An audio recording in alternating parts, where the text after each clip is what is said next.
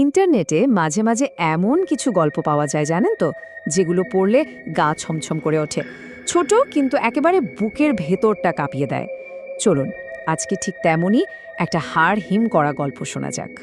গল্পটা একটা ছেলেকে নিয়ে। নাম তার তানিম। মানে আমাদের সবার মতোই খুব সাধারণ একটা ছেলে, যার জীবনে আপাত দৃষ্টিতে অদ্ভুত কিছুই ছিল না। কিন্তু তানিমের জীবনে একটা ব্যাপার ছিল, ওর একাকিত্ব। আর গল্পের শুরুটাই হয় এই একা থাকা নিয়ে। কারণ অনেক সময় এই একাকিত্বই কিন্তু মানুষকে খুব দুর্বল করে ফেলে, বিশেষ করে কোনো অশুভ শক্তির সামনে। ব্যাপারটা হলো, ও প্রায়ই রাতে নিজের ঘরে একা থাকতো। দিনের সব হইচই যখন থেমে যেত, তখন ওর সঙ্গী হতো শুধু ঘরের নিস্তব্ধতা। বেশ শান্ত পরিবেশ, তাই না? কিন্তু কে জানতো এই শান্ত পরিবেশের মধ্যেই একটা ভয়ঙ্কর বিপদ লুকিয়েছিল। আর এমনই এক রাতে ঘটনাটা ঘটল।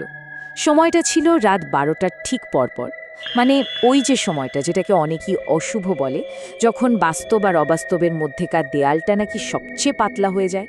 ঠিক তখনই অদ্ভুত সব কাণ্ড শুরু হলো। আর এই পুরো রহস্যের কেন্দ্রে ছিল খুব সাধারণ একটা জিনিস, একটা আয়না। কিন্তু এই সাধারণ আয়নাতেই প্রথম ধরা পড়ল এমন কিছু, যা প্রকৃতির নিয়মকেই যেন প্রশ্নবিদ্ধ করে দিচ্ছিল। তো তানিম ওয়াশরুমে গেল আর গিয়ে সোজা আয়নার সামনে দাঁড়ালো। খুবই স্বাভাবিক একটা কাজ, তাই না? আমরা সবাই তো করি। কিন্তু এর ঠিক পরের মুহূর্তে যা ঘটল সেটা ছিল একেবারে কল্পনার বাইরে। হঠাৎ ওর চোখে পড়ল ব্যাপারটা। কি অদ্ভুত! আয়নায় ওর যে প্রতিবিম্ব, মানে ওর যে রিফ্লেকশন, সেটা যেন একটু দেরিতে নাড়াচাড়া করছে। মানে ও যা করছে, রিফ্লেকশনটা সেটা সাথে সাথে করছে না, কেমন একটা ল্যাগ হচ্ছে। এটা দেখে তো ওর বুকের ভেতরটা একেবারে ছ্যাত করে উঠল। কিন্তু পরক্ষণেই ও নিজেকে বোঝানোর চেষ্টা করল, না, এটা হয়তো ওর চোখের ভুল। সারাদিনে ক্লান্তিতে এমনটা মনে হতেই পারে। কিন্তু আসলে কি এটা শুধু চোখের ভুল ছিল? সন্দেহটা দূর করার জন্য তানিম ঠিক করল ও একটা পরীক্ষা করে দেখবে। ও আস্তে করে নিজের হাতটা তুলল আর দেখল আয়নার ভেতরের মানুষটাও হাত তুলছে। কিন্তু কয়েক মুহূর্ত পরে, না, এটা কোনোভাবেই চোখের ভুল হতে পারে না। এখানে যা ঘটছে তা বাস্তবতার নিয়মকে ভেঙে দিচ্ছে।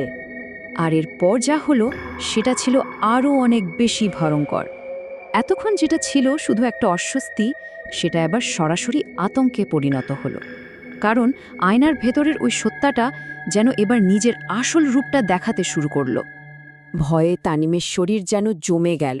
ও এক পা পিছিয়ে এলো আয়নাটা থেকে। ওর ভেতর থেকে শুধু একটাই আওয়াজ আসছিল, পালাও, এখান থেকে সরে যাও।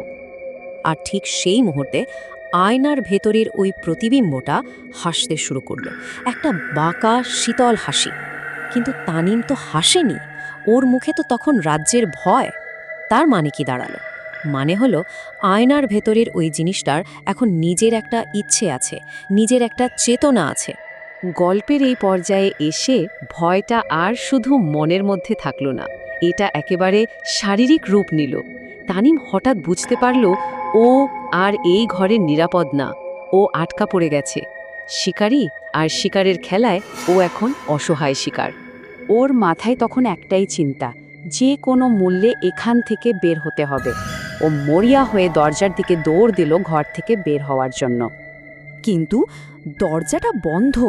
ও যতই চেষ্টা করল, দরজার হাতলটা এক চুলও নড়ল না। মনে হচ্ছে যেন বাইরে থেকে কেউ আটকে দিয়েছে। ও এখন পুরোপুরি আটকা ওই ভয়ঙ্কর জিনিসটার সাথে, একই ঘরে। হতাশ হয়ে ও যখন আবার আয়নার দিকে তাকালো, ওর রক্ত যেন জমে বরফ হয়ে গেল। ও দেখল আয়নার কাঁচটা কেমন যেন পানির মতো তরল হয়ে গেছে, আর ওর ওই প্রতিবিম্বটা ধীরে ধীরে আয়না থেকে বেরিয়ে আসছে বাস্তব জগতে। যেটা বেরিয়ে আসছে সেটা দেখতে হুবহু ওর মতো, একই চেহারা, একই জামা, সব কিছু এক, শুধু চোখের দৃষ্টিটা ছাড়া। সেই চোখে কোনো ভয় নেই, আছে শুধু একটা ঠান্ডা বিজয়ী চাহনি। তানিম যেন নিজের সবচেয়ে ভয়ঙ্কর দুঃস্বপ্নের মুখোমুখি দাঁড়িয়ে। এই অসম্ভব ভয়ঙ্কর দৃশ্যটা দেখে ওরা কিছু করার ছিল না। নিজের সমস্ত শক্তি দিয়ে ও শুধু একটা চিৎকার করতে পারল।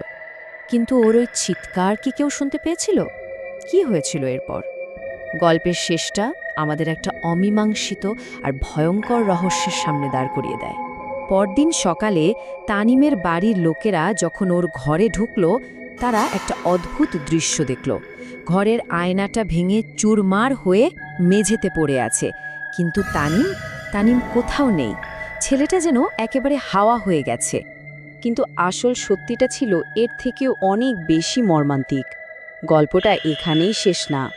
বলা হয়, আজও যদি কেউ ওই ভাঙা আয়নার টুকরোগুলোর দিকে খুব মনোযোগ দিয়ে তাকায়, তাহলে নাকি তানিমকে দেখা যায়। ও এখন নিজেই আয়নার ভেতরে সেই বন্দি প্রতিবিম্ব, যে ভেতর থেকে সাহায্যের জন্য আকুতি জানাচ্ছে। আর এই পুরো গল্পটা আমাদের জন্য একটাই সতর্ক বার্তা রেখে যায়, যেটা এই লোককথার মূল উৎস থেকেই বলা হয়। রাতে আয়নার সামনে একা একা বেশিক্ষণ দাঁড়াতে নেই। তো বন্ধুরা, আজকের জন্য এতটুকুই। ভালো লাগলে সাবস্ক্রাইব করবেন।